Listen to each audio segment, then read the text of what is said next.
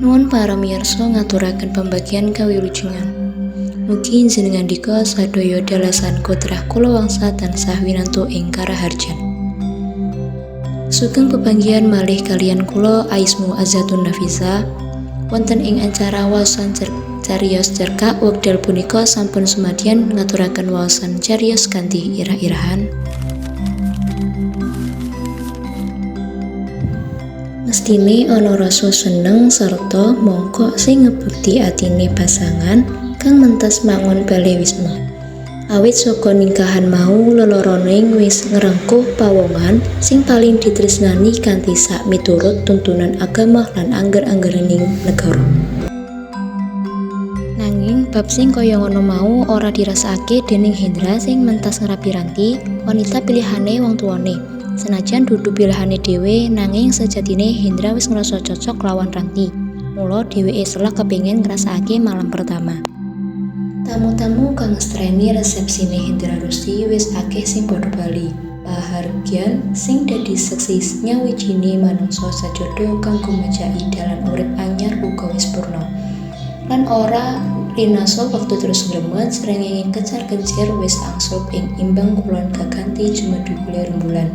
Nanging ing kamare manten anyar kang rinengga maneka kembang iku suasanane kaku. Ranti sing mentas sesandingan karo Hendra ing kuadahe babar pisan ora ngatonake praupan sumringah kaya dene manten anyar salumrahe. Dheweke malah nangis sesenggukan jalari wedake luntur dening titis sing lho. Hendra sing maruhi kedadian kaya mengkono mau mung meneng wae. Dheweke bingung arep takon pakewo sebab anggone srawung durung suwe karang lagi sepisan ketemu terus diresmekake.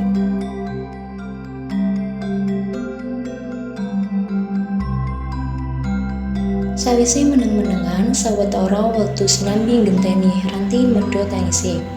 Hendra lagi wani takon, kanthi isih sesenggukan lan srikutan ngulapi lo kang diewer ana pipine. Wanita ayu kuwi mau mangsuli pitakon Hendra. Mas dak jalo sing gedhe pangapuramu awit aku durung iso nresnani sampeyan kaya dene wanita kang nresnani guru lagine. Hendra kaget sanalika atine lara banget direngku iku jebule ora nresnani dheweke. Hendra menyat ngadeg nyawang menjaba saka jendela sing lawange sengaja dibuka. Penyawange tumiawung adoh menyang jembare langit.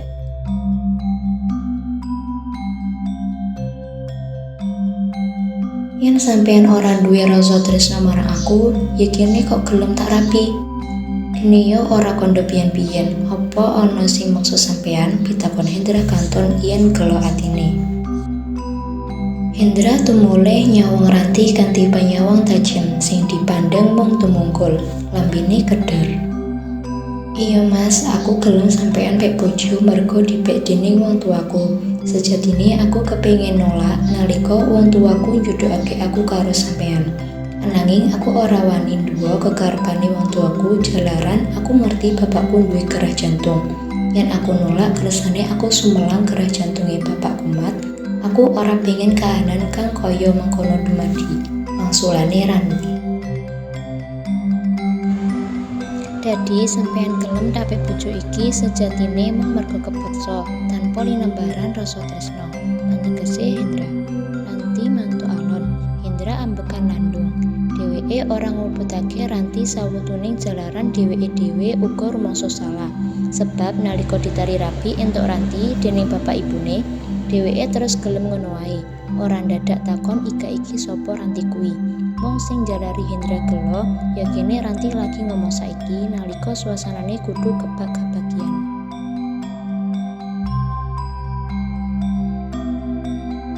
Yen dudu aku priya sing ana atimu banjur sapa pawongane? Apa pacarmu sing biyen? Aku ora bisa ngalekake Mas Aris sing wis 10 tahun dadi gegantilaning atiku Mas. Mangsulane Ranti bloko suto.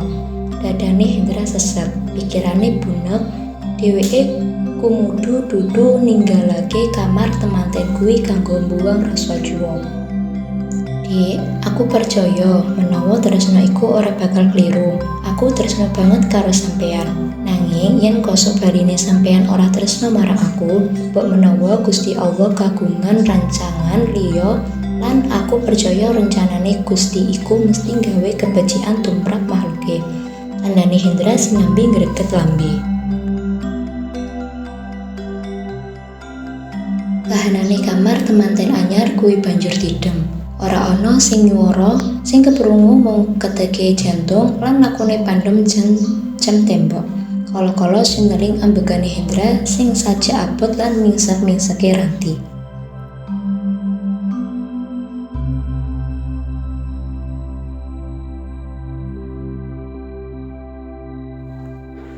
Nalika padha meneng-menengan, mau dumadakan ana SMS mlebu menyang HP ing sak celanane Hendra. Sawise SMS mau diwaca, Hendra nuli pamit marang sisihane. "Dik, aku njaluk pangapuranmu dene kahananmu dadi kaya ngene. Arepa kaya ngapa pancen aku sing luput amarga aku biyen ora takon dhisik marang sampean bab katresnanmu marang aku. Menawa saiki sampean ora bisa nampa aku kanthi tulusing ati, aku saguh ngenteni nganti saiki becike sampean ngasuh dhisik awit sampean gelem buka ati kanggo aku. Aku ngerti sampean kesel banget. Eling ya, Dik, jodoh iku ora bakal kliru," kandhane Hendra. Nanti manggot dheweke banjur Hendra ngledak ing kasur empuk iku, nanging nalika dheweke weruh Hendra buka lemari lan njupuk tas ransel sing isine kamera lan barang-barang digunakake kanggo liputan berita. Nanti jenggerek maneh, "Mas, bengi-bengi ngene sampean arep menyang endi?" "Dik, iki aku mau mentas entuk kabar yen ing kota kono lagi ana ontaran-ontaran antarane polisi lan sawetara pawongan sing kudu dimangerti identitase. Dening kantor aku diutus nyetakake mrono," wangsulane Hendra. Senajan ora duweni rasa tresna marang Hendra, nanging ado ing telenging atine, Ranti abot ngeculake sisihane apa maneh wancine wis ndungkap tengah wengi. Hendra dheweke malah kaya entuk dalan ngelungahi kamar sing rinoso ongkep mau. Jalaran saka anane tugas kuwi dheweke bisa bali marang paiting kasunyatan.